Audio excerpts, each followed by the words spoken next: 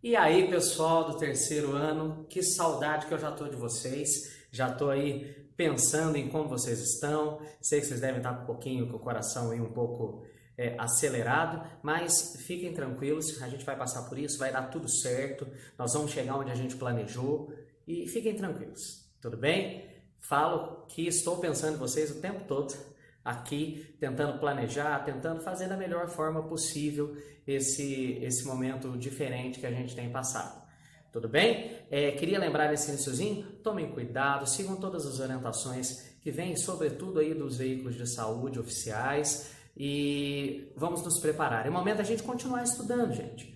A única coisa que está acontecendo é que a gente perdeu, nesse momento, esse processo presencial com vocês aqui. Mas dá para a gente estudar normalmente, para a gente ir seguindo aí o material. Fiquem tranquilos, tudo que precisar fazer de recomposição de horário, de atividades para a gente resolver esse conteúdo, nós vamos fazer, vai dar tudo certo.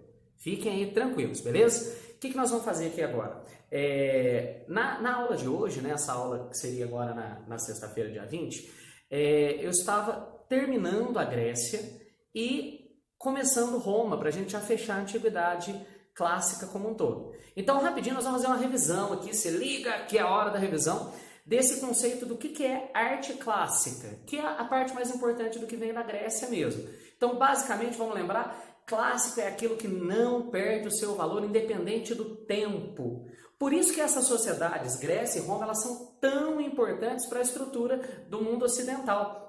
Porque os padrões de beleza que foram estabelecidos na Grécia, a estrutura de representação política, o desenvolvimento da filosofia, a mitologia no campo da cultura e da arte, que é extremamente importante, a estrutura científica, o início do desenvolvimento científico, todas essas características que são ali desse berço do pensamento humanista que é a Grécia, todas essas características, elas de certa forma perduraram até hoje. A Grécia foi logo depois do seu período ali, no seu período helenístico ou helênico, da maneira que você quiser falar, depois da invasão de Roma sobre esse povo, a gente tem que lembrar que Roma foi um império de território muito vasto, espalhou por um bom pedaço da África, pela Europa inteira, e claro que como Roma tinha aquela característica principal de trazer para si todos os elementos que eram interessantes do ponto de vista cultural, científico, como ela trouxe, ela se apropriou disso, de certa forma a gente vai perceber que ela espalhou isso pela Europa. E logo depois, isso lá no período das grandes navegações, já da expansão marítima, a gente teve, sobretudo aqui nas Américas, a nossa colonização via europeus. Então essa carga inteira de pensamento desse berço que foi Grécia e Roma, de pensamento clássico, também impregnou as Américas. Então a gente percebe que o mundo ocidental inteiro, até hoje, tem muito dessa ideia clássica, dessa ideia do pensamento que se estabeleceu na Grécia e em Roma. Tudo bem até aqui? Maravilha! Com relação a Roma, a gente viu na Grécia que tudo na Grécia que era útil, qualquer tipo de objeto, desde um vaso até um monumento, tudo que era útil tinha que perseguir a perfeição. Então, se a gente for ver, o grande objetivo deles era chegar à perfeição, chegar ali ao ápice do que possa ser o ideal proposto de beleza para os gregos. Roma não, Roma é um povo prático, é um império. Se é um império, o grande objetivo de Roma na verdade, fortificar e demonstrar a todo tempo o seu poder. Então, o que ela vai fazer? A gente costuma dizer que para os gregos, tudo que é útil tem que ser belo, porque aqui está o objetivo, a beleza, a perfeição. Para os romanos é diferente. Tudo que é belo precisa ser útil. Tem que ter uma utilidade prática para esse império. E no caso do império, a maior utilidade que a arte teve foi de trazer para todos os seus espaços territoriais a mensagem de que o império é poderoso. Então essa é uma característica muito marcante de Roma. Sendo assim, a imagem vai ser muito usada para mostrar poder. Eu disse aí numa aula anterior a questão da moeda. Na moeda romana eu tenho lá a face do imperador e o desenho de uma águia. O que eu estou dizendo? Até as trocas comerciais que acontecem nesse território, de certa forma, estão sendo vistas pelo imperador. Ao lado uma águia, um animal alado, sem predadores, que enxerga um grande território. Olha a plasticidade dessa imagem, o como que ela transmite a ideia de poder. Tudo bem? Bom, continuando. Qual que é a maior característica da arte romana? A maior característica da arte romana é se apropriar de características culturais dos povos dominados, mas definir a ela um objetivo único, que é o objetivo de servir ao Império Romano. Isso vai acontecer em todas as instâncias que a gente teve de manifestação artística. Vai acontecer nas grandes pinturas murais. O romano era muito interessado em pinturas de larga escala para mostrar mesmo as características do seu império. Isso vai acontecer nos grandes mosaicos, que é uma característica que ela puxa do Império Bizantino, que já tinha desenvolvido essa técnica. Ela vai fazer grandes colunas adornadas e entalhadas de fora a fora para falar das suas vitórias. Poderia citar a coluna de Trajano, por exemplo. Essa técnica de alto e baixo relevo, vocês se lembram. Ela veio lá da Mesopotâmia e eles incorporaram isso à sua estrutura estética. A mitologia grega inteira, a estrutura técnica de produção de arte, todo esse universo cultural grego, Roma vai assimilar, mas vai assimilar para o seu modelo específico. Então ela vai usar a mitologia em torno da sua sustentação de poder. Tanto que ela pega praticamente todos os deuses da mitologia grega e transporta para a mitologia romana, alterando os nomes aí. E a gente vai ter várias denominações, Afrodite, Vênus, Baco, Dionísio, né? Baco romano, Dionísio grego. Então a gente vai ter todas essas transições que aparecem com muita clareza aí na arte romana. Importante saber que para eles também tinha um papel político, você usar um pouquinho da cultura de cada povo. Isso aí já apareceu em exame. Por quê? Porque quando o povo se sente... O povo foi dominado. Vai passando o tempo. A partir do momento que ele se sente representado nesse novo império, você diminui um pouco aquele veículo de rebeldia daquela população, de incômodo do império. Então, ele fazia isso pela força, sim, mas ele usava esse mecanismo político de representar esses povos de alguma forma na sua cultura. E isso é bastante interessante, porque aí a gente vê que o viés político era muito claro também da utilização da arte. É outra utilidade para a arte. Então percebam como que o Império Romano é prático. Outra coisa que é legal da gente avaliar é a questão dos modelos, né? No Império vai começar a vigorar muito forte que o modelo de beleza e de estética é o modelo dos líderes. Então, enquanto lá na Grécia eu fazia, por exemplo, a imagem de um atleta, eu fazia a imagem de um grande guerreiro e ele se assemelhava aos deuses, né? Ele estava simétrico, perfeito, equilibrado. Aqui não. Se eu for esculpir o imperador, ele vai aparecer exatamente da forma que ele é. Igualzinho. Ok? Então ele vai aparecer no seu mesmo modelo. Ele vai aparecer daquele jeito lá que ele é na realidade. Interessante também, a gente vai dar uma olhada aqui nessas imagens, aqui nessas esculturas que já são romanas. Perceba que a gente olha aqui, não é um deus grego, né? Esse jargão que a gente usa para falar de padrão de beleza, não é o que está aqui. Aqui não, aqui aparece a imagem realista mesmo, ela tá com a precisão técnica que foi alcançada sim lá durante a Grécia, mas é uma imagem mais realista, né, com clareza. Uma outra coisa interessante, a gente pode falar dos grandes monumentos.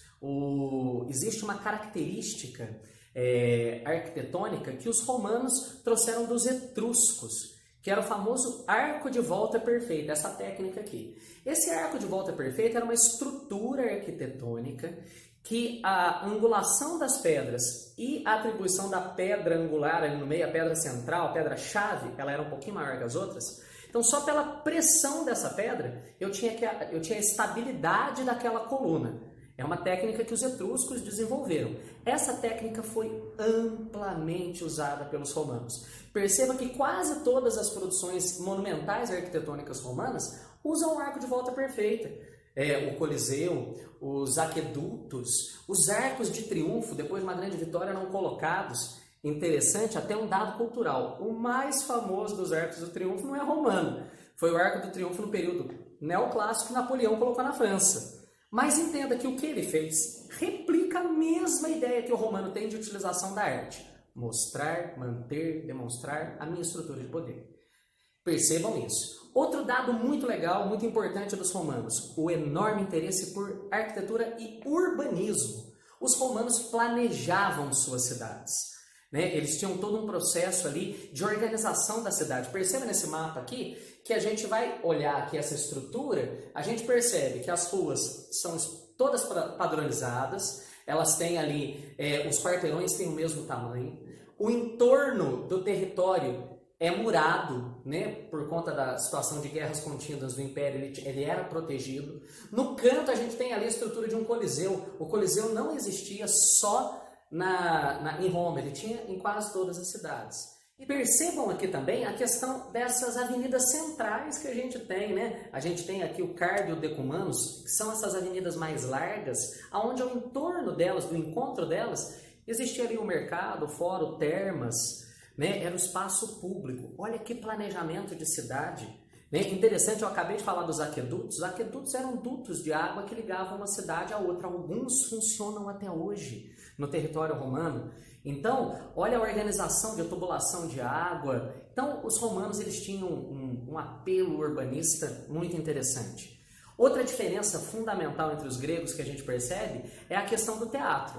Enquanto a gente tinha o teatro clássico na Grécia, falando dos deuses muitas vezes, contando as grandes histórias, né? Estava um pouco ligado à religião ainda. Aqui não. Aqui o teatro a gente chama de teatro vulgar. E basicamente o que ele era? Era aquele teatro estruturado em torno da ideia do massacre dos gladiadores. Então eu tinha os escravos de guerra que lutavam com representantes do império na frente do povo, né, para mostrar uma vitória que o império teve. Em outras palavras, era trazer a guerra para o cidadão poder ver a força do império. Olha a utilidade da arte de novo. Claro, né, que essa estrutura toda, ela vai culminar naquela grande cultura política romana do pão e circo.